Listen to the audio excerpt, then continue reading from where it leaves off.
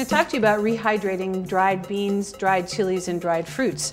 With dried beans, the first thing you're going to do is spill them out onto a tray where you can then inspect them for any broken beans, pieces of twig, sticks and stones and things like that. The next thing you'll do is to just gather them up, slide them into a storage container, and cover them with water.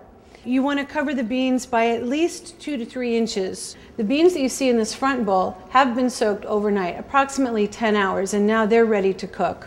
Should you have a last-minute change of plans or you forgot to soak the beans overnight, you would start by doing the same thing, sort through the beans, and then drop them into a pan. Cover them by about 2 to 3 inches with water, and then I'm going to bring them to the boil. Once this comes to the boil, I'm actually going to turn the heat off and leave them covered and let them soak for about an hour. When they're soaked in the speed soak method, they'll end up looking about like this. It's about the same as if they had soaked overnight. The next thing I'm going to show you is how to handle chilies. Now, because the chilies I'm going to be talking to you about are hot chilies, I'm going to put gloves on to protect my hands.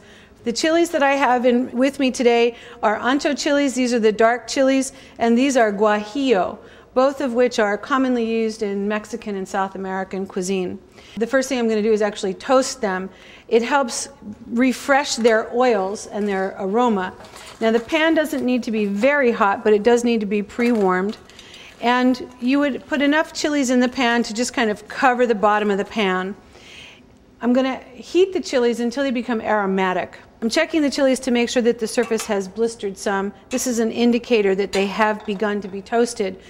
If I pick them up, you can also see now that they're very pliable, and that means that they've become refreshed. If you were here with me, you'd know that they smell really nice right now, so it's the time to take them out of the pan.